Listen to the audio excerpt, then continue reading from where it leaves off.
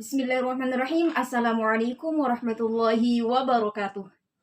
Alhamdulillahirrabbilalamin. Wabihi nasta'in ala umurid dunya waddin amma ba'd. Nama saya Yuni Ardianti Astuti, semester 3 Prodi Manajemen Dakwah Fakultas Dakwah Institut Perguruan Tinggi Ilmu Al-Quran Jakarta. Saya ucapkan terima kasih kepada dosen pengampu mata kuliah Kaidah Tafsir, yaitu Ustazah Agustriani Muzayyanah MAG. Pada video kali ini, saya akan menjelaskan materi kaidah tafsir dengan judul mantuk dan mafhum.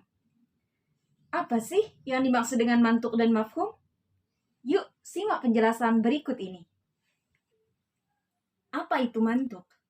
Nah, secara bahasa, mantuk adalah sesuatu yang diucapkan.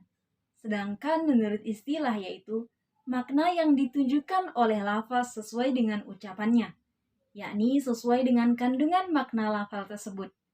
Kalau disederhanakan, mantuk adalah makna tersurat yang bisa dipahami dari ayat-ayat dalam Al-Quran. Sedangkan mafhum adalah sebaliknya, yaitu makna tersirat dari ayat-ayat Al-Quran.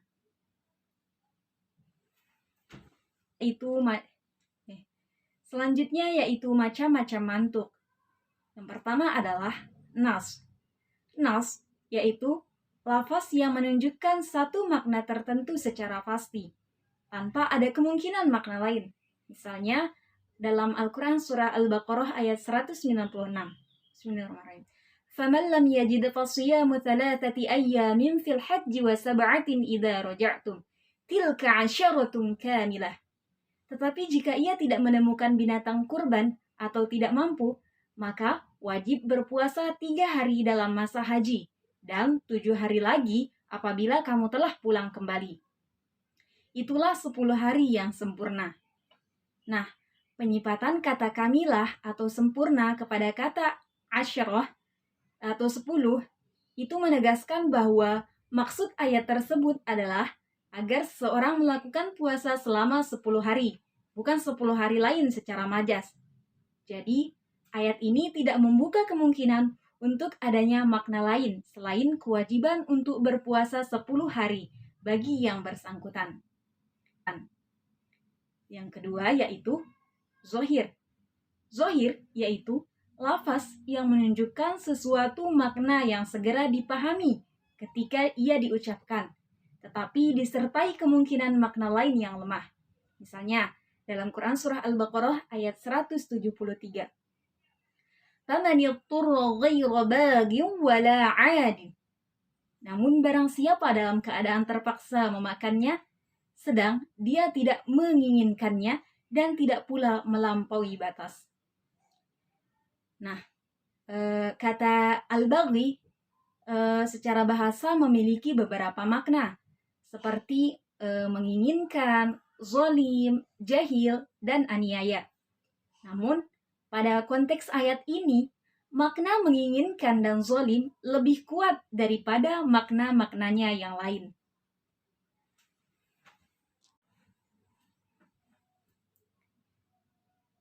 Yang ketiga yaitu ta'wil.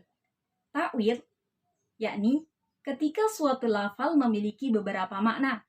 Ada yang kuat dan ada pula yang lemah. Namun yang dipilih adalah makna yang marjuh atau lemah, karena didukung oleh dalil dan alasan tertentu. Misalnya, dalam Quran surah Al-Isra ayat 24. وَاحْفِظْ لَهُمَا جَنَاحَ الذُّلِّ مِنَ الرَّحْمَةِ. Dan rendahkanlah dirimu terhadap mereka berdua dengan penuh kesayangan. Nah, kata janah di sini mustahil dimaknai dengan sesuai makna literalnya atau makna aslinya. Karena pada kenyataannya, tidak ada manusia yang bersayap, sehingga harus ditakwil. Nah, secara bahasa, kata janah berarti sayap, di mana pada ayat ini, kata sayap merupakan ungkapan metaforis untuk menunjukkan keindahan bahasa dalam Al-Quran, dan mengatur atau menegaskan bahwa setinggi apapun posisi seseorang, ia tetap harus rendah diri di hadapan kedua orang tuanya. Mafhum secara bahasa adalah sesuatu yang dipahami dari suatu teks.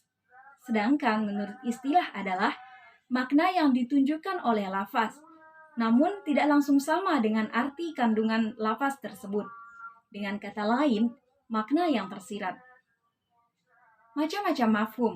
Yang pertama adalah mafhum muwafaqah, yaitu makna tersirat yang hukumnya sama atau sesuai dengan bentuknya.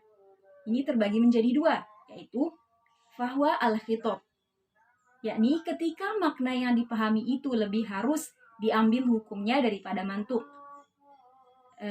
Terdapat dalam Quran surah Al-Isra ayat 23.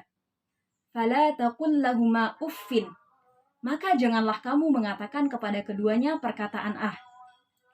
Nah, dilalah mantuk pada ayat tersebut adalah sekedar larangan untuk berkata ah atau yang semisalnya kepada kedua orang tua, karena bisa menyakiti hati keduanya.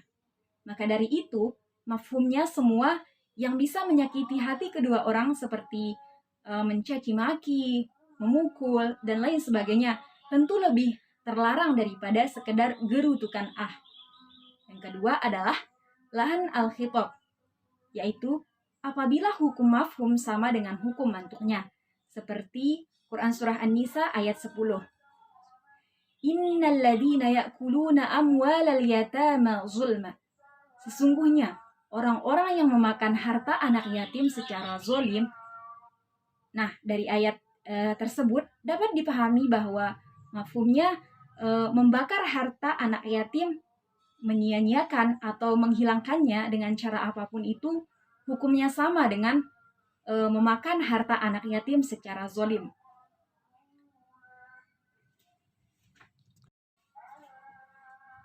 Macam-macam mafhum yang kedua yaitu mafhum mukhalafah, yaitu jika mafhum atau makna tersirat itu berkebalikan dengan mantuk.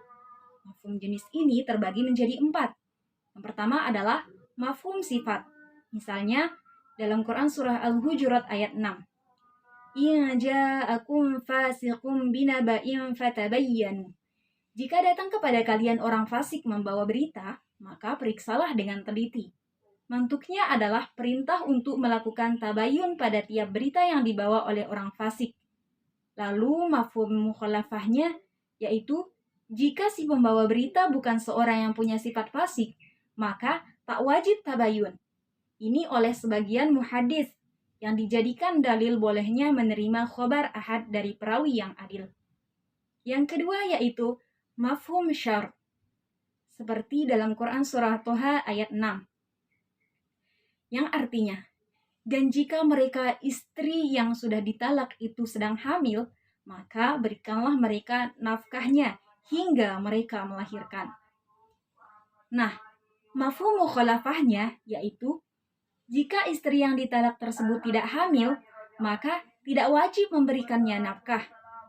Karena syaratnya adalah jika ditalak dalam keadaan hamil. Yang ketiga yaitu mafhum ghoyah. Contohnya dalam Quran surah Al-Baqarah ayat 230. Bismillahirrahmanirrahim. فَإِنْ طَلَّقَهَا فَلَا تَحِلُّ لَهُ مِنْ بَعْدُ حَتَّى تَنْكِحَ زَوْجًا غَيْرَهُ. Kemudian jika sang suami mentalak sesudah talak kedua, maka perempuan itu tidak halal baginya hingga dia kawin dengan suami yang lain. Nah, mafhum mukhalafahnya, jika si perempuannya telah menikah dengan laki-laki lain, kemudian bercerai lagi, maka perempuan itu halal lagi untuk suaminya yang pertama. Yang terakhir yaitu mafhum hasyr. Misalnya terdapat dalam Quran surah Toha ayat 98. Innama ilahukumullah. Sesungguhnya Tuhanmu hanyalah Allah. Pemahaman terbaliknya, segala sesuatu selain Allah bukan Tuhan yang berhak disembah. Demikianlah materi yang dapat saya sampaikan. Semoga bermanfaat untuk kita semua. Wassalamualaikum warahmatullahi wabarakatuh.